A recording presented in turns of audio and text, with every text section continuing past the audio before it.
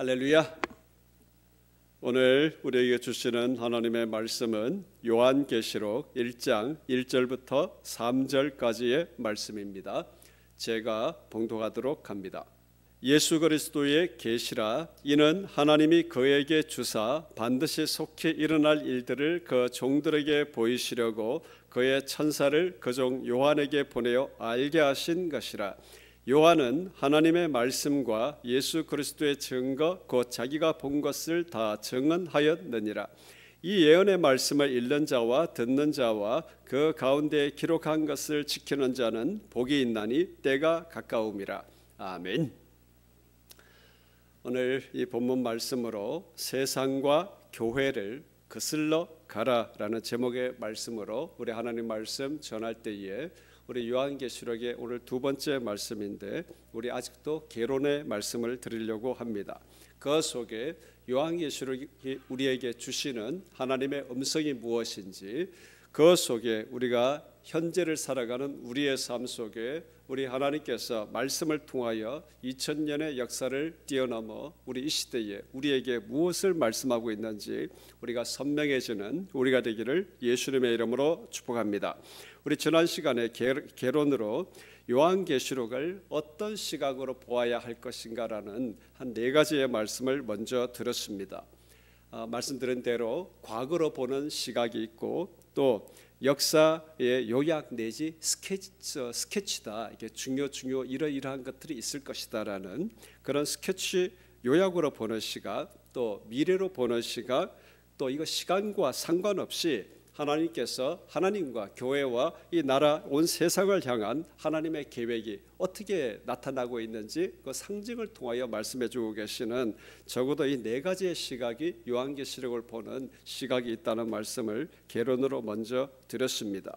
여러분, 우리가 요한계시록을 말씀을 묵상하고 설교하고 적용할 때 피해야 될 것이 마치 미래의 예언을 현재와 대비해서 무언가 나만 또 우리만 알고 있고 또 구원을 받는 초자연적인 어떤 지식을 캐내는 것, 여러분 이것에 집중되어지게 될 때 이것은 결단코 요한계시록이 우리에게 주시는 하나님의 말씀의 목적이 아닙니다.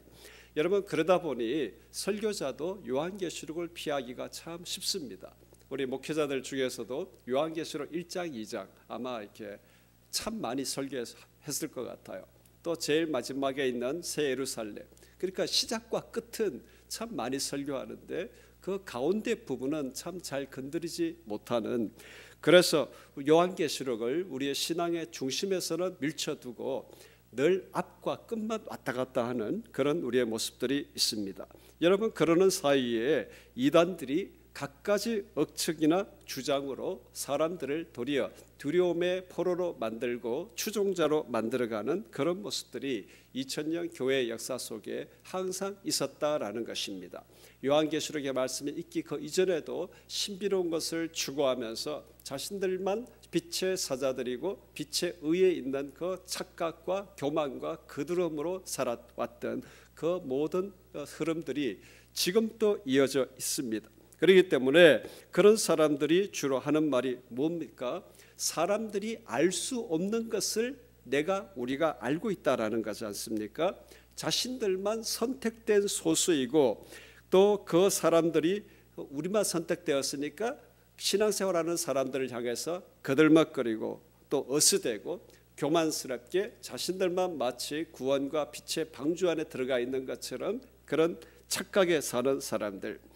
그래서 전 지구적인 재난이나 환란, 이것은 우리 인류의 역사 속에 반드시 피할 수 없는 일이고 그런 비스무리한 일만 현실 속에 나타나기만 하면 바로 말씀과 그 예언으로 연결시켜서 사람들에게 두려움과 그 속에 세상의 모든 관심보다 우리와 함께 우리 조직 안에 들어와서 한번 사활적으로 한번 살아보자, 이렇게 이것이 중요한 레파토리로 삼고 있는 그런 모습들이 있습니다. 여러분, 그들이 전하는 네 가지의 포인트가 있습니다. 믿음으로 환난을 피하자라는 겁니다. 믿음으로 우리 주 예수 그리스도의 복음을 전하자가 아니고 믿음으로 환난을 피하자라는 거예요. 그래서 다른 사람도 탈출시켜서 우리 조직의 일원으로 삼자라는 겁니다. 그 다음에 현재와 미래 모든 것을 예언과 연결시켜서 사람들 하여금 두려움의 공포로 또 그 속에 모아놓는 것. 그래서 죽기 살기로 우리 빛의 길을 수호하자. 그래서 선택받은 자 빛의 사람, 이런 우월감에 도취돼서 이단에 빠진 사람, 요한계시록을 그렇게만 파헤치는 사람 얼굴만 봐도 딱 표가 납니다. 뭔가 얼굴에 이미 교만기가 잘잘잘 흐르잖아요. 본인들만 빛의 안에 있는 것처럼 착각하는데 빛이 아니라 아주 우물통에 빠져있는 자기 자신을 모른다라는 겁니다.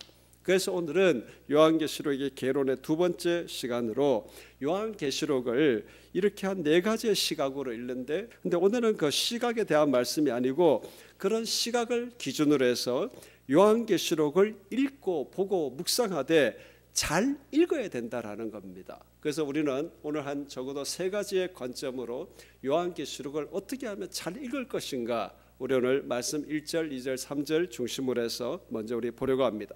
첫 번째로 요한계시록의 말씀을 자기 멋대로 억측하고 해석하고 적용하는 태도를 버려야 된다라는 겁니다. 무언가 남이 몰랐던 신비로운 비밀을 파헤치고 그것으로 깨닫고 전하면 뭔가 대단한 것처럼 착각에 빠지는 동기를 우리는 끊어내야 됩니다. 그렇기 때문에 요한계시록 한다 그러면 포스터에 뭔가 비밀을 파헤친다, 뭔가 이런 포스터가 붙었다. 여러분, 그러면 저게 지금 이단으로 가려고 발버둥을 친다. 여러분, 이렇게 우리는 봐야 해요. 그렇기 때문에 요한계시록을 자기 마음대로 근거도 없이 그냥 말을 억측으로 해석하고 적용하는 것. 여러분, 분명히 요한계시록은 특정한 하나의 시대나 특정한 미래를 해부해 주는데 목적을 가지고 있는 것이 아닙니다. 성경이 만약에 특정한 시대와 특정한 미래만 조명한다면 그 성경은 성경이 될 수가 없습니다. 성경 말씀은 모든 시대, 모든 사람에게 말씀하시는 하나님의 음성인 줄 믿습니다. 그러므로 요한계시록이 만약 특정한 미래에 집중해서 가리키는 말씀이고 또 사도 요한이 특정한 미래에 집중해서 그것만을 전하는 사람이었다, 그러면 사도 요한은 유백할 자격도 안 됩니다. 로마 제국이 뭐 할 일이 없어가지고 당시 1세기 그 시대에 대한 이야기를 하는 게 아니고 저 멀리 2000년 뒤에, 멀리 1000년 뒤에 언젠가 모를 저 아득한 미래에 대하여 이야기하는 그런 노인네를 잡아가지고 유배 보낼 그렇게 한가한 사람들이겠습니까? 로마 제국입니다. 요즘 미국의 트럼프에 대해서 이런저런 말 많이 해도 트럼프한테 대놓고 뭐 이렇게 맞짱 못 뜨잖아요. 어떻게 될지 모르니까. 중국이 막 자기 편으로 끌어들이려 그래도 뒤돌아서면 미국에 맞추고 있잖아요. 세계의 패권을 잡았던 1세기의 로마 제국입니다. 힘만 군사력만 센 것이 아니라 문화적으로는 헬라 문화 영향을 바탕으로 해서 문화도 꽃피웠던 세계의 중심이지 않습니까? 모든 것이 로마로 통한다고 할 만큼 모든 식민지가 자발적으로 로마스러움의 파급력에 영향을 받기 위해서 안달이 났던 시대, 인권이 무시되어진 그런 옛날 시대의 특징은 그대로 있다 할지라도 로마스러운 것, 그 시대의 로마 제국입니다. 그 로마 제국에 견줄 수 있는 것이 여러분 당대에 있었겠습니까? 네로 황제가 로마 대화재를 통해서 그 모든 책임을 그리스도인들에게 돌렸지 않습니까? 만약에 그리스도인들에게 돌려가지고 이 나라가 뒤집어질 것 같다, 아무리 네로 황제가 미쳤다고 한들 여러분 그런 무리수를 두겠어요? 우리 일제시대 1920년대에 일본의 관동 대지진이 있지 않습니까? 근데 그 모든 사회의 모든 혼란과 불만을 누구에게 돌렸습니까? 조선 사람하고 사회주의자, 공산주의에게 돌렸잖아요. 여러분 왜 그렇게 돌렸겠습니까? 왜 하필 조선인 사람들에게 돌렸겠어요? 그렇게 앞서갔던 그 일본이, 그 조선이 눈에 들어왔겠어요? 더군다나 자기 나라에 들어와 있는 그 조선 사람 막 질밟아도 아무 이상이 없기 때문에 그렇게 한 것 아닙니까? 로마 시대입니다. 그리스도인들이 당시 교회가 가정교회 수준을 벗어나지 못하는 그 교회와 그리스도인들이 당시 로마 제국을 뒤엎고 무너뜨릴 만한 강력한 세력이었느냐? 그 정도까지는 아니다라는 겁니다. 그들의 눈에 나이 든 종교인 사도 요한입니다. 군대가 있습니까? 이렇게 사람들 네트워크로 묶어가지고 한번 으쌰으쌰 할 수 있는 가능성이 보이겠습니까? 이런 사람을 과연 로마 제국이 영웅으로 만들어줄 필요가 있을까요? 여러분, 감옥 잘 갔다 오면 이게 뜨잖아요. 제가 옛날에 서울구치소에 군인으로 근무할 때 밤만 되면 외쳤습니다. 민주운동하다가 학생운동하다가 교도 간방에 창문 있잖아요. 창틀. 거기 딱 서가지고 목도 안 아픈지 그냥 막 밤새도록 이렇게 말을 하는, 또 주장을 하는, 이 동에서 한 사람 하면 저 동에서 또 하고 이어서 여러분, 그렇게 갔다 온 감옥을 경험한 민주화 운동의 사람, 학생운동 사람, 여러분, 그들이 민주화 운동의 주류가 됐지 않았습니까? 어느 시대건 여러분, 감옥 잘 갔다 오면 그 시대의 한 흐름의 영웅이 되어집니다. 여러분, 로마 제국이 머리에 총 맞았습니까? 그런 노인네 한 사람을 죽이려면 죽이지 왜 그렇게 보내서 굳이 또 영웅 만들 일이 뭐가 있겠습니까? 그러니까 그가 전한 메시지가 2000년 뒤에, 3000년 뒤에, 1000년 뒤에 언제일지 모를 그 영혼의 끝에 하나님 예수 그리스도의 심판, 환난, 휴거, 여기에 집중되어 있는 게 아니다라는 겁니다. 그렇게 전한 사람 같았으면 로마 제국이 굳이 그 사람 유배 보내고 영웅 만들 필요가 없다라는 거예요.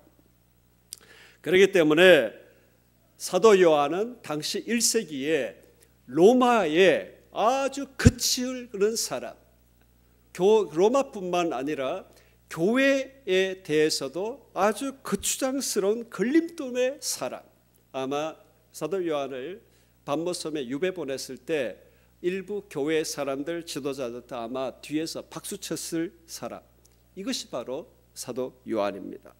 그렇기 때문에 지금 사도 요한과 요한계시록이 우리에게 주시는 말씀은 먼 미래에 대한 온갖 상상력으로, 억측으로 현재 일어나는 수많은 재난들을 연결해서 사람들을 두렵게 하고 그 속에 우리 안으로 들어와서 우리의 빛의 방주에 타서 우리가 구원받으니 우리끼리 한번 하고 그렇게 세력을 확장하자, 이렇게 미래 중심적인 그런 말씀이 아니다라는 겁니다. 1세기를 살아가는 그리스도인, 특히 어떻게 하면 예수 그리스도의 사람으로 핍박에 굴하지 않고 살까라는 것에 집중되어져 있는 그리스도인에게 전한 말씀이 바로 요한계시록의 말씀입니다.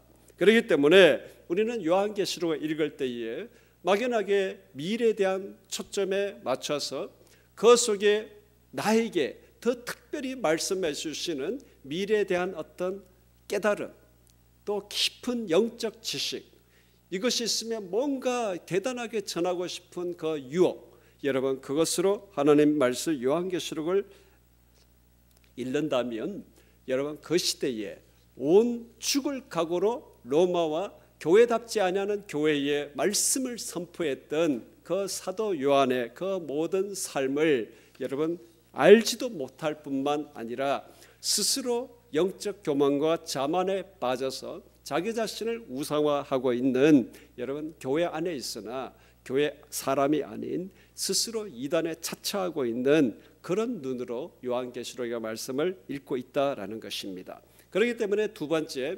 요한계시록을 잘 읽는 두 번째는 미래를 목적으로 하는 것이 아닌 현재의 시각으로 요한계시록의 말씀을 읽어야 한다라는 것입니다.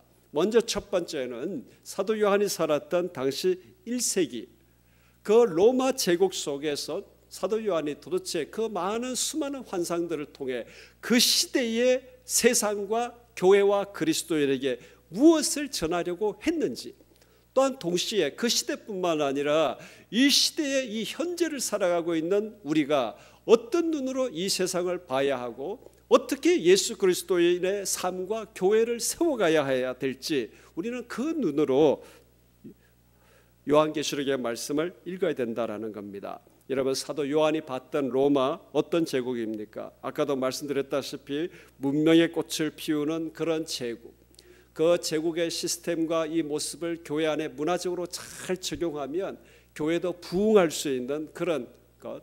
여러분, 우리가 문화를 통한 전도, 교회 안에 문화를 이용한 이런 거 우리 참 많이 사용하는데요, 잘해야 됩니다. 문화의 그 뒤에 있는 것을 보지 못하고 문화하다가 문화에 잠식당하는 교회가 된다라는 겁니다. 여러분, 사도 요한이 봤던 로마는 딴 게 아닙니다. 로마 제국을 바벨론이라고 지목하며 요한계시록의 말씀을 계속 전하고 있습니다. 여러분, 바벨론으로 지목된 로마가 2000년 전에만 있었습니까? 전 교회 시대에 교회를 대항하고 예수 그리스도의 사람 군사로 살지 못하도록 하나님의 나라를 대항하고 공격했던 바벨론은 전 시대에 언제나 있었던 것이 바벨론입니다. 그런데 왜 사도 요한이 해필 로마 제국을 로마라는 단어로 안 쓰고 왜 계속 바벨론이라고 말을 하고 사람들에게 바벨론이라고 지목해서 로마를 이야기하고 있겠습니까? 왜 로마를 바벨론이라고 딱지를 딱 붙여놓고 말씀을 전했겠습니까? 그당 시대의 사람들, 특히 유대 그리스도인들은 바벨론이라고 하면 그 모든 의미를 완전히 다 알아들을 수 있기 때문에 바벨론이라고 지목을 한 겁니다. 여러분, 북이스라엘이 아수르에게 패망당하고 난 뒤에 남유다가 바벨론에게 굴복해서 포로로 사로잡혔지 않습니까? 70년 포로 생활을 통해서 체득된 이 바벨론의 이미지가 무엇입니까? 하나님에 대하여 반란을 하고 반역을 하고 하나님 위에 자신의 보좌를 높이며 죄와 불의 우상 숭배로 가득하고 하나님의 나라를 대적하고 하나님의 백성들을 탄압하는 하나님 나라의 적, 이게 바로 바벨론이잖아요. 이것이 이스라엘 유대의 모든 역사 속에 각인되어져 있는 바벨론입니다. 사도 요한이 지금 로마 제국을 바벨론이라고 지금 대적하고 지목하고 있다라는 거예요. 우리가 지금 2000년 전에 살고 있지 않기 때문에 로마를 바벨론이라고 지목했다 그러니까 이게 전혀 이렇게 아무 별 잔잔한 반응만 있는데, 여러분, 그 시대 2000년 전에 그리스도인들이 로마는 바벨론이라 이렇게 이야기할 때 그들 안에는 우리와 너무나 다른, 뭐랄까요, 내 죽더라도 내가 한번 싸우겠다, 내가 죽어도 십자가를 지고 한번 대항하겠다, 이런 의분이, 믿음의 의분이 끓어오르는 단어. 예수님께서 바리새인과 서기관들 아주 극렬한 단어로 막 공격하셨잖아요. 어떤 단어로 공격했습니까? 이 눈이 멀었다. 우리 예수님은 이렇게 인간적으로 보면 이게 그렇게 인격적인 분은 아니신 것 같아요. 여러분, 내가 이게 설교하면서 이 눈먼 인간들아 이러면 이거 아마 이게 되겠어요? 밖에 가서 전도하는데 전도지 딱 줬는데 그냥 싹 안면 몰사하고 탁 간다. 그럼 내가 그거 보고 네가 도덕적으로 살고 있냐 이 회칠한 무덤아, 이런. 정치인과 이렇게 뭐 재벌급 사람들이 싹 지나가면서 거만하게 막 지나가요. 당신이 전하는 그 정도의 말에 내가 넘어갈까? 이러는데 거기다 대고 너는 그 안에 죽은 사람의 뼈와 더러운 것으로 가득하다, 이 독사의 새끼야, 이러면 아마 내가 소문날 겁니다. 그런데 예수님이 그렇게 하셨잖아요. 이 눈먼 놈들아, 회칠한 무덤아, 이 독사의 새끼들아, 막 이렇게 예수님이 그렇게 말씀하셨다니까요. 그런 어감으로 이야기하는 것이 이 바벨론아라고 이렇게 지목하는 것입니다. 하나님의 구원의 가능성이 단 하나도 있지 아니합니다. 완전히 하나님을 대항하고 대적하고 악에 빠져 있으며 하나님의 진노의 심판을 받을 그 대상, 지금 당대의 전 세계를 호령하는 그 제국 로마를 향하여 좋은 문화를 가지고 있다, 문화적으로 한번 접근해서 해볼 만하다, 이게 아닙니다. 상종도 하지 말아야 될 하나님 나라에 전혀 있을 수 없는 바벨론이라고 지목했다라는 겁니다. 여러분, 이쯤 되면 사도 요한이 로마를 바벨론으로 지목하고 이 서신을 보낸 사람들이 그 읽을 때, 우리 부산에 우리 형제자매들하고 우리 같이 우리 독서 모임 하잖아요. 우리 독서 모임 할 때 얼마나 우아하게 합니까? 이렇게 막 연구해서 책에 대한 내용도 이야기하고. 여러분 1세기 그 시대는 우리 TV에도 영화에도 한 번씩 잘 나오듯이 막 이 낭독하는 시대잖아요. 헬라 그 문화도 가면 철학자들이 딱 서가지고 막 빛을 가리지 말아라 막 이러던 시대. 뭐 죽어가면서도 악법도 법이다 이렇게 막 이러는 시대. 막 시를 읊어주고. 아마 당시에 이 하나님의 말씀을 듣기 위해서도 소그룹들을 모여가지고 이렇게 말씀을 들었을 거예요. 여러분 그때에 로마는 바벨론이다 이렇게 할 그 이야기를 들었던 그 그리스도인 안에 어떤 마음이 일어나겠어요? 여러분 마사다 전투 여러분 들어보셨죠? 다들 지금 신학교 이제 다들 졸업하셨고 지금 다니고 계시고 그러시니까 끝까지 로마 제국에 항거하면서 항복하지 아니하고 완전히 자결한 것으로 이게 끝을 낸 마사다. 지금 또 현대 이스라엘 군대는 그 길을 한번 간다고 그러잖아요. 가서 이렇게 한번 이게 다시 한번 그 민족의 그런 걸 일으키고 그런 유대인들이 마사다 이래도 그냥 속이 벌벌 끓어오를 텐데 예수 그리스도의 사람들입니다. 이미 핍박을 받고 있는 그 상황 속에 로마는 바벨론이다 이렇게 얘기했을 때 그 이야기를 듣던 그 그리스도인 안에 여러분 어떤 마음이 이렇게 터져 나왔겠어요? 이 불을 지르는 말입니다. 우리가 죽더라도 바벨론에 굴복할 수 있느냐? 할렐루야. 사도 요한이 그 밤모섬에서 당대 세계의 중심이라는 로마를 향하여 여러분 그렇게 퍼부어댔던 것, 밤모섬에 들어가기 이전부터는 그렇게 퍼붓고 산 사람이었기 때문에 잡혀 들어갔고 거기서 요한계시록 하나님의 성령의 감동으로 말씀을 기록해서 읽게 했다라는 겁니다. 그런데 문제는 더 있어요. 사도 요한이 로마 제국만 바벨론이라고 하면서 그냥 독서를 퍼붓고 공격을 한 게 아니라 교회를 향하여서도 공격을 퍼부었다라는 겁니다. 이쯤 되면 사도 요한은 보통 사람이 아닙니다.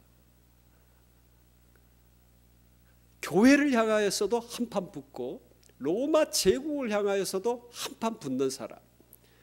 우리가 일곱 교회 말씀을 우리 설교도 많이 하고 참 많이 읽습니다만 사도 요한 그렇게 로마 제국을 바벨론이라고 막 외치는 그 심정으로 일곱 교회에 대한 그 말을 우리 한번 상상을 한번 해보십시오. 에베소 교회입니다. 첫사랑을 잃어버린 교회다 이렇게 막 외치잖아요. 근데 이 교회가 들었을 때 너희들은 첫사랑을 잃어버렸다 이러면 할렐루야 아멘 회개합니다 이러겠어요? 내가 우리 교회도 강사한 사람 초청했는데 대놓고 목사부터 첫사랑을 잃었단 말이야 이러면 내가 아마 회개보다 아마 머리가 띵해질 것 같아요. 그 다음에 여러분 버가마 교회잖아요. 발람의 교훈을 지키는 자들이 있도다. 발락을 가르쳐 이스라엘 자손 앞에 걸림돌을 둬 우상의 제물을 먹게 하고 행음하게 하고 그 속에 니골라 당의 교훈을 지키는 자들이 있다. 이렇게 지금 버가모 교회에 이야기를 했습니다. 니골라의 이 정체가 우리 조금 불분명한데요. 우리 한번 상상을 한번 해보십시다. 유대인들이 창기와 세리와 이런 사람들이 천국에 있으면 그곳은 천국이 아니다고 할 만큼 버러지처럼 취급을 했잖아요. 상종도 안 했잖아요. 여기에 지금 예수 그리스도의 사람들이 말씀을 듣고 있는데 버가모 교회를 지목하길 우상을 제물을 먹게 하고 걸림돌을 놓고 영적으로나 모든 것을 행음하게 하고 이렇게 하는 그리스도인.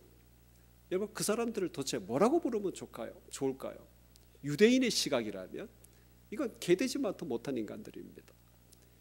이건 벌레 축에도 못 드는 거거든요. 그러니 지금 버가모 교회를 보고 이 쓰레기 같은 교회야 지금 이렇게 이야기하고 있는 거예요. 이게 지금 고상하게 이 말씀을 읽으면 안 됩니다. 막 로마를 바벨론이다 이렇게 얘기하는데 이게 뭐 고상하게 생각하면 안 돼요. 지금 어떤 마음으로 외치고 있는지를 알아야 된다라는 겁니다.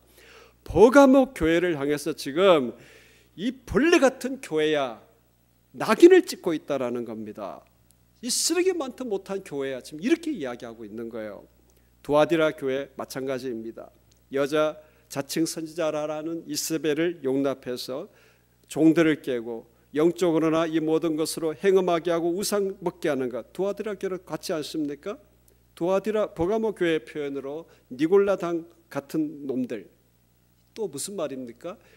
두아디라 니네 교회도 버러지 많도 못한 교회다. 지금 그렇게 이야기하고 있는 거예요.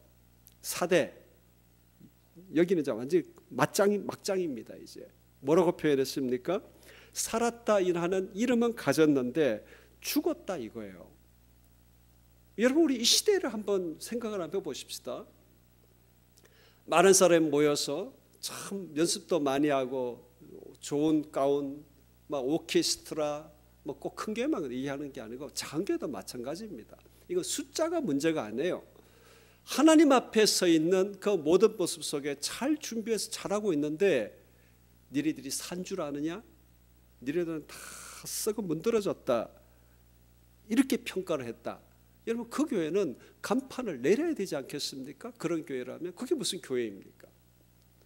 지금 4대 교회를 보고 교회 간판 내려라 지금 이야기하고 있는 거예요. 무슨 교회 이름을 사용하고 있느냐, 이 죽은 것들아, 지금 이렇게 얘기하고 있는 겁니다. 라오디게아 교회, 아예 너를 토해버리겠다 지금 이렇게 말씀하고 있잖아요. 그러니 지금 7교회라고 이야기하는데 5개 교회에 대하여 사람과 사람 사이에서도 입에 차마 담을 수 없는 그냥 대욕을 지금 퍼붓고 있는 것이 지금 교회에 대한 사도 요한의 선포입니다. 여러분, 이런 이야기를 들은 각지의 교회 지도자와 그 당시 1세기의 그리스도인들 중에 사도 요한을 두고 이를 가는 사람들이 한둘이었겠습니까? 아마 로마 제국의 당국자들이 밤모습으로 유배보냈을 때에 뒤에서 박수친 사람들이 주로 이런 스타일의 교회에 있는 사람들이지 않겠어요? 그러니 지금 사도 요한은 요한계시록을 통하여 지금 전쟁하는 이 노선이 두 개입니다. 전장이.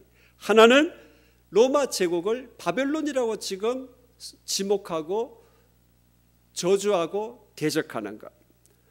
그 바벨론의 영향을 받아서 교회 안에 바벨론스러운 것을 가지고 들어오고 교회가 교회답지 아니하며 교회의 길을 걸어가지 아니하고 교회의 본질을 벗어나 있는 그 교회를 향하여 적당한 권면이 아니라 버러지 같은 것들, 살 자격이 없는 것들, 이미 죽어버린 것들, 토해내버려야 될 배설물 같은 것들, 그렇게 지금 교회를 통하여, 교회에 대하여 이 독설을 퍼붓고 있는 게 1세기 사도 요한의 말씀이다라는 것입니다.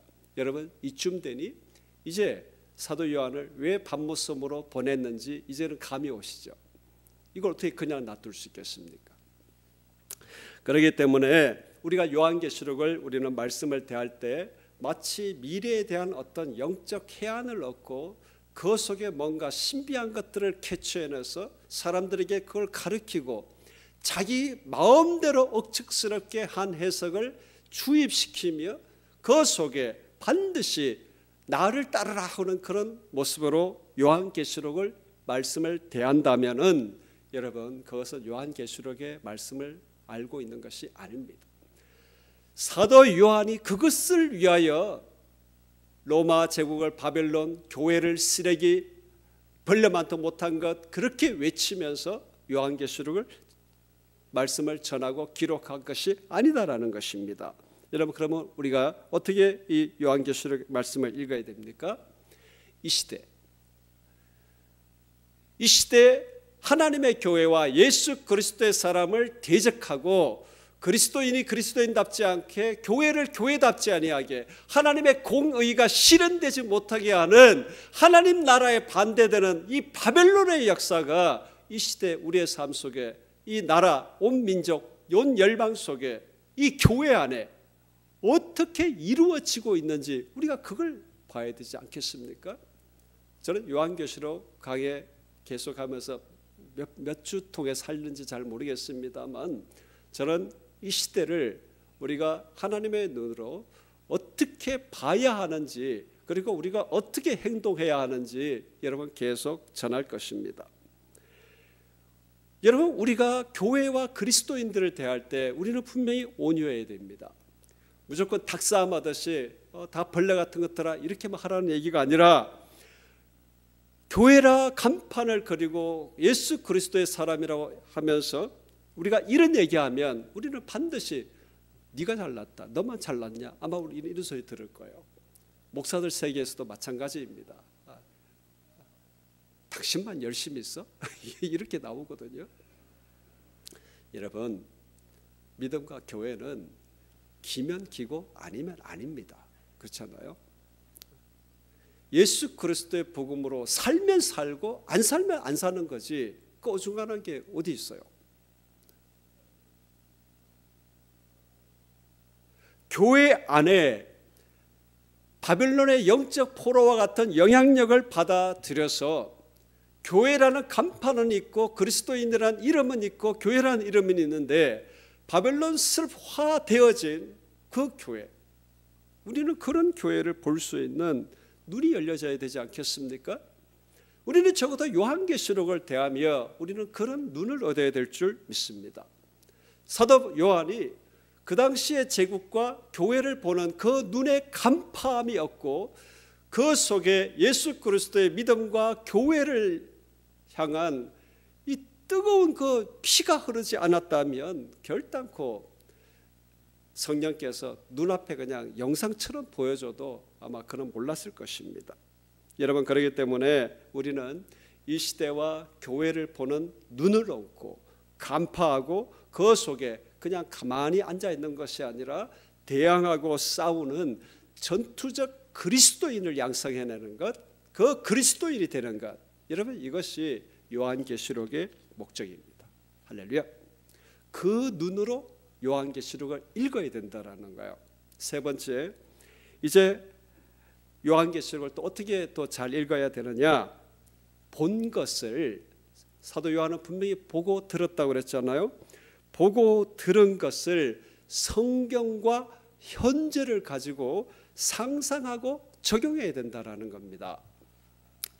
요한계시록 1장 1절 2절 오늘 읽은 말씀에 예수 그리스도의 계시라 이는 하나님이 그에게 주사 반드시 속히 일어날 일들을 그 종들에게 보이시려고 그의 천사를 그 종 요한에게 보내어 알게 하신 것이라. 요한이 자기 마음대로 전한 게 아니다라는 겁니다. 요한은 분명히 보았습니다. 자기가 본 것을 다 정언했다 그랬습니다. 10절에도 보면 주의 날에 내가 성령에 감동되어 내 뒤에서 나는 나팔 소리 같은 큰 음성을 들었다 그랬습니다. 보고 들었습니다.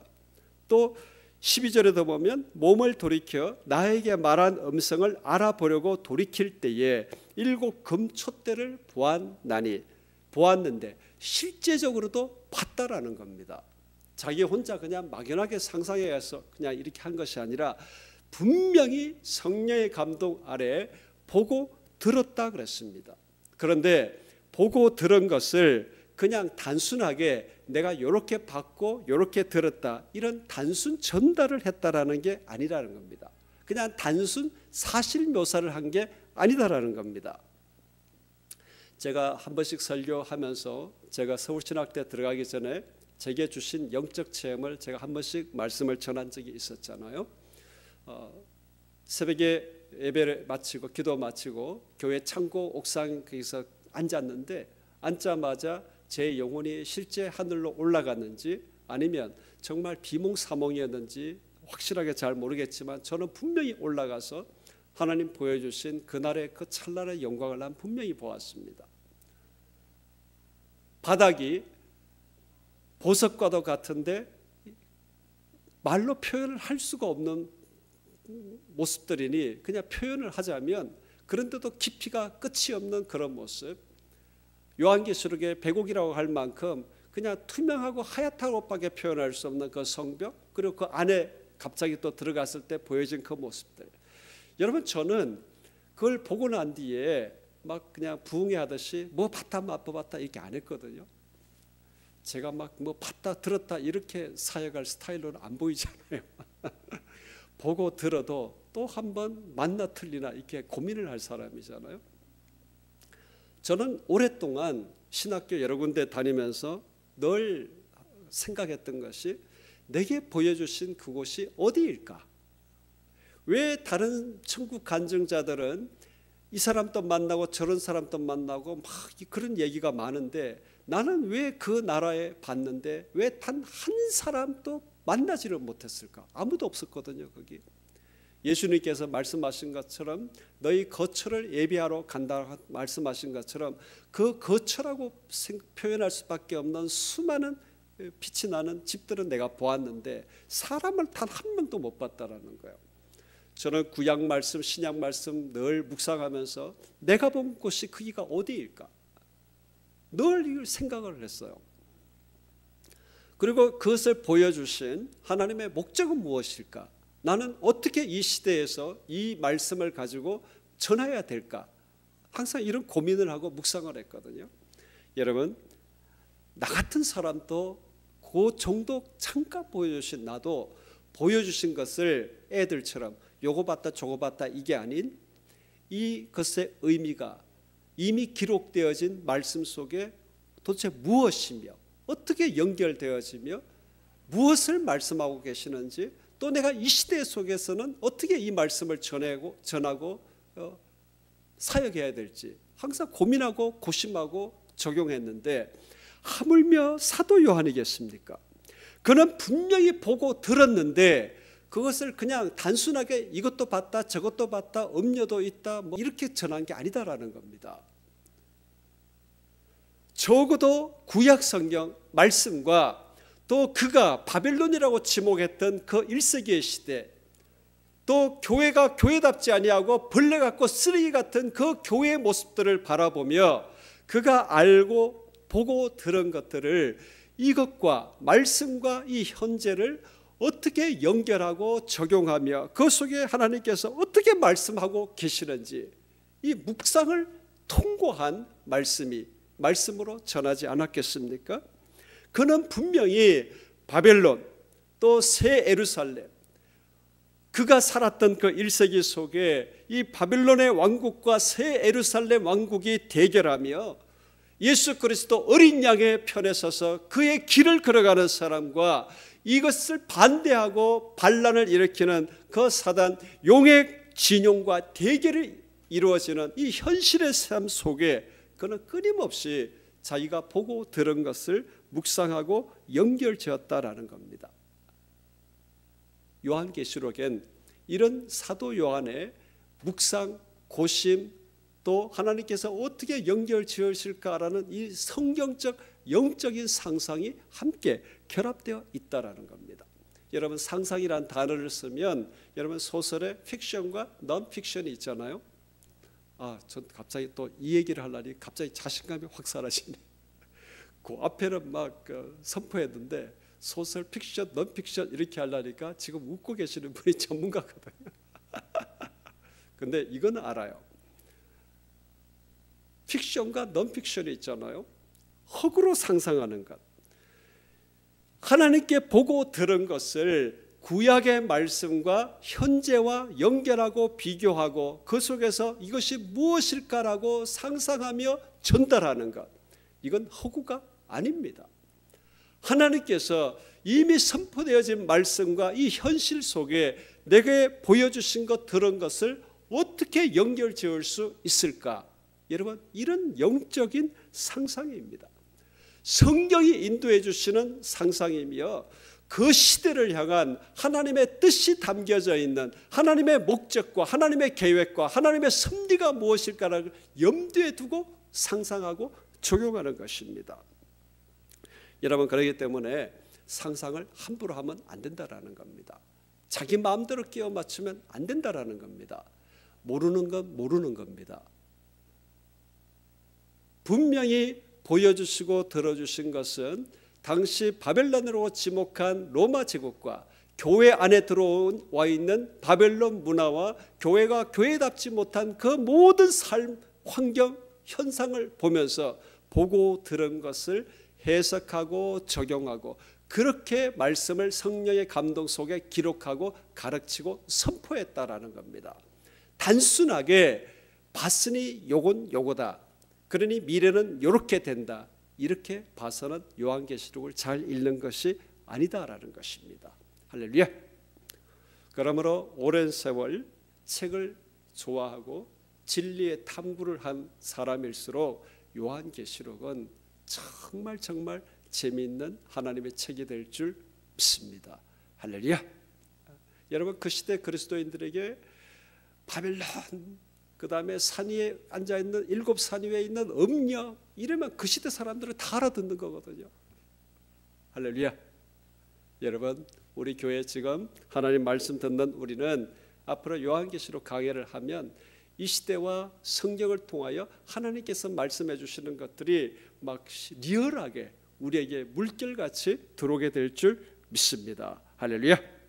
여러분, 이처럼 요한계시록은 바벨론 세상 교회의 길을 팽개친 그 교회, 이 두 전선 속에 말씀을 선포하고 있습니다. 그 속에서 선택하라고 말씀하고 있는 거예요.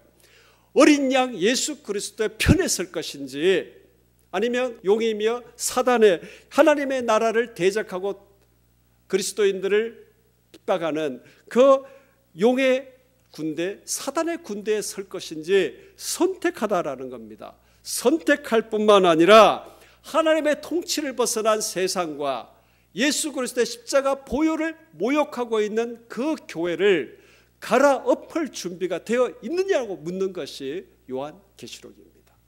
할렐루야. 여러분, 그러므로 예수 그리스도의 사람들은, 여러분, 이게 성격적으로 우리는 온유해야 되는데 모든 것이 좋은 게 좋은 양 이러면 안 돼요. 요한계시록은 싸울 수 있어야 된다고 말씀하고 있습니다. 갈아엎자라고 이야기하고 있는 것입니다. 우리가 죽더라도 이거 한번 갈아엎어야 되지 않겠느냐고 말하고 있는 것이 요한계시록의 말씀입니다. 그렇게 살아갈 때 우리가 핍박과 어려움과 환난은 이미 정해진 것인데 그게 뭔 대수냐고 지금 이야기하고 있는 겁니다. 세상이 지금 하나님을 대적하고 반역하고 그 모든 죄와 이 불의가 가득한 이 바벨론 세상인데 거기서 영광을 얻으려고 지금 작정하고 있느냐? 너는 그리스도인도 아니다라고 이야기하는 것이 요한계시록의 말씀입니다. 그 속에 새 예루살렘이라는 영원한 하나님의 나라를 바라보자는 소망을 선포하고 있는 것이 요한계시록의 말씀입니다. 여러분, 밤모섬에 유배되어서 나이든 노인의 한 사람으로 창도 칼도 없이 당시의 세계의 중심인 로마를 향하여, 그리고 교회가 교회답지도 아니하는 그런 교회를 바라보고 하나님의 거룩한 의분을 터뜨리며 보여주시고 들려주신 것을 영적인 성경적 상상을 통해서 선포하고 있는 사도 요한. 여러분, 이쯤 되면 우리 요한계시록이 바로 지금 이 시대에 우리가 어떻게 살아야 할, 제자도를 어떻게 살아야 될지 말씀해 주시는 가장 핵심적인 성경의 말씀이다라는 것이 우리에게 뿌리 내릴 수 있기를 예수님의 이름으로 축복합니다. 적어도 우리는 요한계시록을 이미 잡았다면 한번 싸워보겠다, 이 마음으로 시작하는 거예요. 할렐루야. 우리는 우리 교회적으로도 우리는 정말 싸워야 됩니다. 예배의, 주일의 예배와 이 모든 것에 하나님의 영적 신령함으로 가득한 것. 실수해도 괜찮아요. 뭐 잘하면 얼마나 잘하겠어요 우리가. 아주 잘할 것 같으면 사람이 많이 줘가지고 뭐 한번 와서 하라 그러면 되는데, 물론 돈도 없지만 실수가 아름다운 것은, 여러분, 그 속에 그 간절한 뜨거움 때문에 우리 깜빡할 때도 있잖아요. 그건 실수가 아니에요. 그건 우리를 감동시키는 거예요. 지금 우리에게 모자라는 게 그런 거잖아요. 요한계시록을 시작했다라는 건 한번 싸워보자라는 겁니다. 교회가 교회다워지는 것, 교회가 더 선명하게 교회다워지는 것, 세상스럽지 아니하는 것. 니네들만 잘하냐? 그러면 잘하려고 한다. 대놓고 하나님 앞에 사람들에게 선포할 수 있는 교회. 우리도 한번 해보려고 그러니까 니네들도 말만 하지 말고 비아냥거리지 말고 한번 해봐라고 지금 이야기할 수 있는 교회. 여러분, 우리가 그렇게 될 수 있기를 주님의 이름으로 축복합니다. 그래서 오늘 설교 말씀이 세상과 교회를 거슬러 가자라는 것 아닙니까? 제국과 교회를 거슬러 가자라는 것이 여러분 요한계시록의 목적이었습니다. 우리는 이 시대에 여러분 우리는 대한민국 안에 살고 있습니다. 정치를 정치로만 해석해서도 안 되고 경제를 경제로 해석해서도 안 됩니다. 문화를 문화로서도 해석해서도 안 됩니다. 저 북한 선교 북한을 북한스럽게만 해석해서도 안 됩니다. 그 모든 것 속에 바벨론과 새 예루살렘의 영적 대결이 영의 대결뿐만 아니라 이 세상 속에 어떻게 펼쳐지고 있는지 우리는 그거 바라보며 그 눈이 열려지고 이기고 승리하고 전쟁 승리할 수 있는 군사로 우리는 써야 될 줄 믿습니다. 여러분, 이 시간에 우리 한번 기도하십시다. 우리가 요한계시록을 시작했습니다. 시작했다라는 것은 여러분 대단한 신비한 미래의 비밀 가르쳐주겠다, 여러분 그렇게 그 마음으로 시작한 게 아닙니다.